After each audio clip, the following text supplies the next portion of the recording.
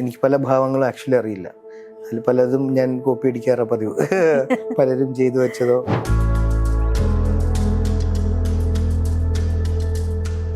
എപ്പോഴും ഹ്യൂമറിലൂടെ ക്രിട്ടിസൈസ് ചെയ്യുന്നതിന് വേദന കുറയും. ഭയങ്കര ഇൻസൾട്ടിങ് ആയിട്ട് തോന്നാം. ഒരു ഷോട്ടൊക്കെ കഴിഞ്ഞ് ഞാൻ വന്ന് നിൽക്കുമ്പോൾ എൻ്റെ അടുത്ത് ഫീൽഡ് ഔട്ടായി പോയി ഇങ്ങനെ അഭിനയിച്ചെന്നൊക്കെ പറഞ്ഞു, വേറെ പണിക്ക് പോകണം എന്നൊക്കെ പറഞ്ഞത്. പിന്നെ അതുകൊണ്ടാണ് എനിക്കൊരു പരിധിവരെ ഇവിടുത്തെ റിവ്യൂവേഴ്സിനൊന്നും ഏക്കാത്തത്.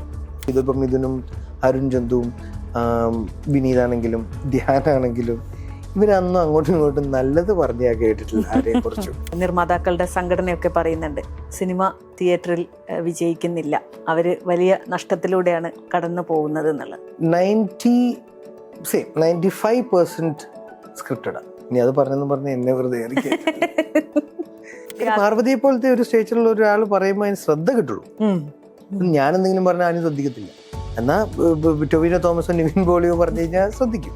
പാർവതി ഞാൻ ഒന്നും ഓർക്കുന്നുണ്ട്, എൻ്റെ മുൻപിൽ നിന്നാണ് പുള്ളിക്കാരി അവിടെ നിന്ന് നടന്നുപോയി ഇതിനെക്കുറിച്ച് ജനറൽ ബോഡി സംസാരിച്ചത്. അപ്പോൾ അത് ഇന്ന് നോക്കുമ്പോൾ ഒരു ഹിസ്റ്റോറിക്കൽ കാര്യമല്ലേ ചെയ്തേക്കുന്നത്. ആണുങ്ങൾക്കും ഗുണം കിട്ടിയില്ലേ? ഈ ടോപ്പിക് ഓഫ് ഡിസ്കഷൻസ് എല്ലാം ഒരു മുറിയിൽ വെച്ചാൽ ബെറ്റർ ആയിരിക്കും.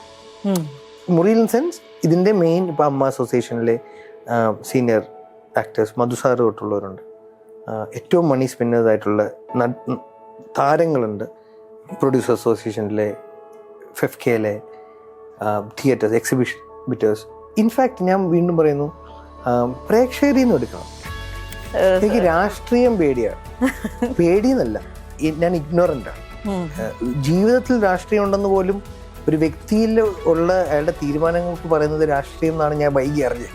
ആദ്യം എന്നോട് ചോദിച്ചു രാഷ്ട്രീയം ഉണ്ടോ? ഇല്ല. ഇന്നത്തെ യങ് ജനറേഷനിലെ ആൾക്കാരുടെ പെർഫോമൻസ് കാണുമ്പം ഞാൻ മനസ്സിലാക്കുന്നു മലർവാടി എന്നുള്ള ഓപ്പർച്യൂണിറ്റി ഞാൻ വളരെ നന്നായി യൂസ് ചെയ്യേണ്ടതായിരുന്നു.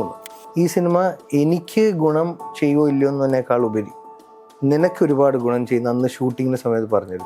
ഇന്നും വെള്ളിമുങ്ങയെക്കുറിച്ച് പറയുമ്പം ഞാൻ മനസ്സിലാക്കുന്നു അത് ബിചേട്ടൻ എന്താണ് അന്ന് പറഞ്ഞതിൻ്റെ ആ ഒരു വാല്യൂ. ഒരു മുഴുവൻ സിനിമയുടെ എൻ്റെ സീനുകളല്ലാത്ത മറ്റു കഥാപാത്രങ്ങളുടെ കാര്യങ്ങളൊന്നും എൻ്റെ ഉത്തരവാദിത്തമല്ല, സംവിധായകൻ്റെയാണ്, എൻ്റെ അല്ല. എനിക്ക് എൻ്റെ കാര്യം മാത്രം ഫോക്കസ് ചെയ്യുക എന്നുള്ളത് മാത്രമാണ് എൻ്റെ ജോലി.